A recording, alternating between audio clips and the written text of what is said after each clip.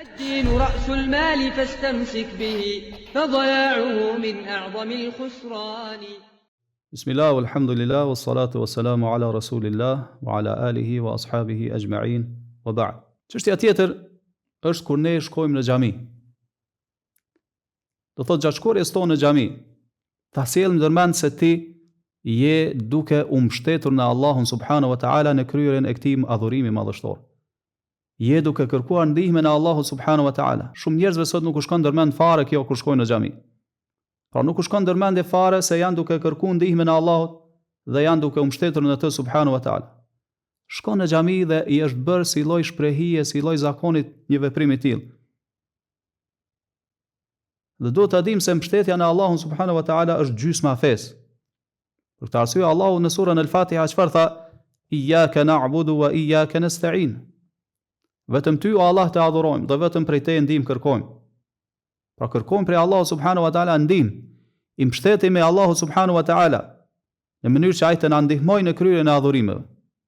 Sepse nëse Allahu nuk na ndihmon, nuk kemi mundësi ta kryejmë ndonjë adhurim, sado i vogël që është ai. Po ashtu Allahu taala thot fa'budhu wa tawakkal alayh në një ajet tjetër. Andaj vetëm atë, pra Allahun adhuroje dhe vetëm tek ai mbështetu. Po ashtu ajeti tjetër ku Allahu thot alayhi tawakkaltu wa ilayhi unib. Vetëm atij i jam mbështetur, pra Allahu subhanahu wa taala, dhe vetëm tek ai kthehem me pendim. Nuk ka mundësi të realizojmë adhurimin pa mbështetje në Allahun subhanahu wa taala.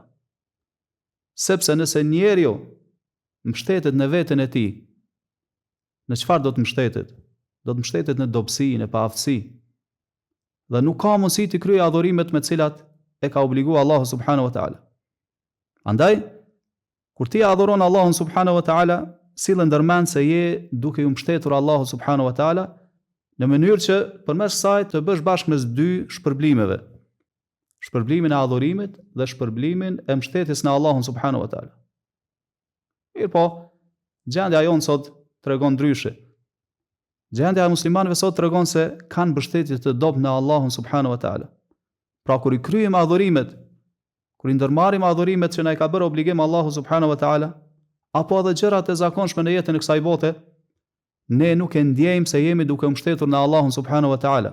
Zakonisht, apo përkundrazi mbështetemi në çka? Mbështetemi në shkaqe të dukshme të jashtme. Dhe harrojmë se çfarë ka prapa kësaj, për kuptimeve madhështore, dhe kështu na ik shpërblimi i madh, e që është shpërblimi në mbështetjen e Allahut subhanahu wa taala.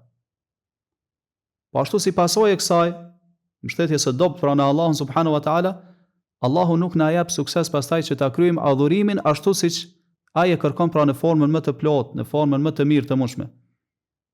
Apo ndodh që na shfaqen pengesa, të cilat na bëjnë që ne të shkputemi nga ai adhurim, apo pengesa të cilat bëjnë që ne ta kryejmë adhurimin në formë të mangët. Përmend pejgamberi sallallahu alaihi wasallam pastaj në një hadith të gjatë shpërblimin e prezantimit në namazin me xhamat në xhamia, dhe përmend se kur njeriu merr abdes në shtëpinë e tij, merr abdes në formën më të mirë të mundshme, pastaj shkon në xhami dhe ajo çfarë e nxjerr nga shtëpia e tij në drejtim të xhamis është vetëm namazi, thot la yuridu illa as-salat. Vetëm namazin e ka si synim. Çfarë është shpërblimi i këtij njeriu?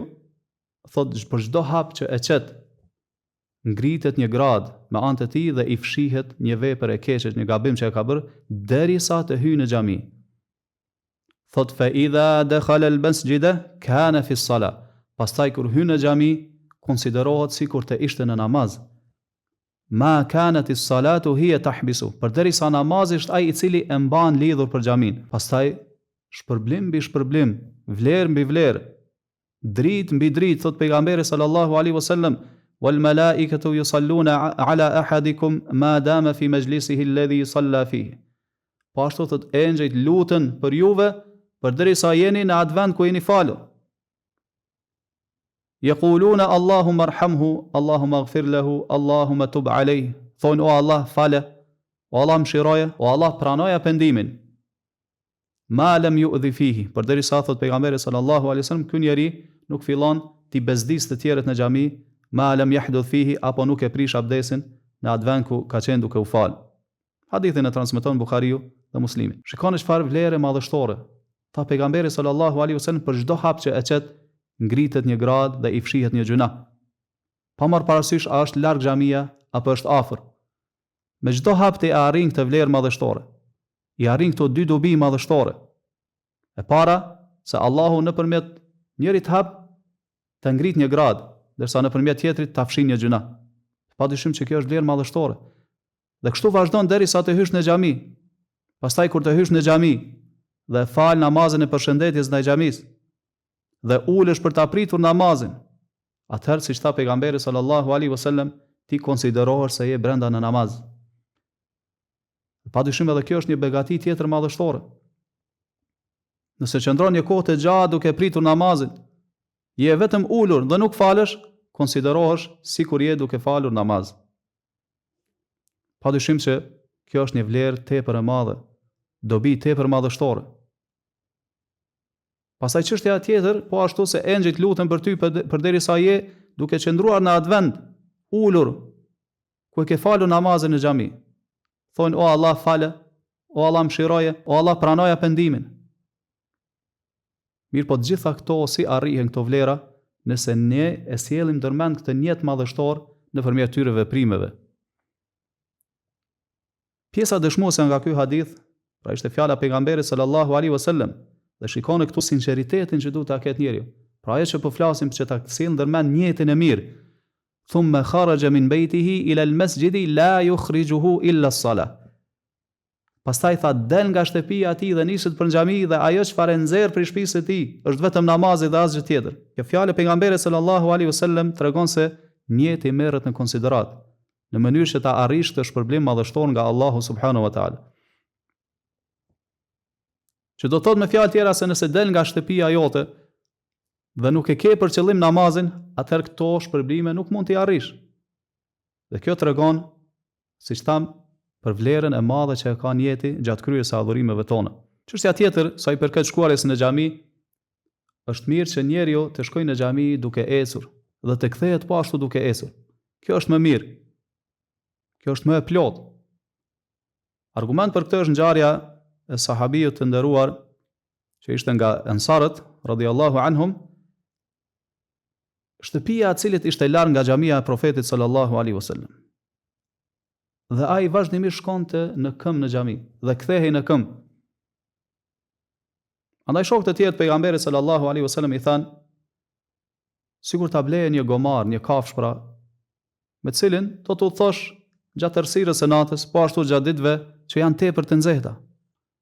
Ai tha jo, la ashtari, nuk e blej, tha, ana ahtasibu ala Allahi khutaya. Tha unë shpresoj te Allahu subhanahu wa taala që të më shpërblej për këta hapa të mi që i bëj deri në xhami.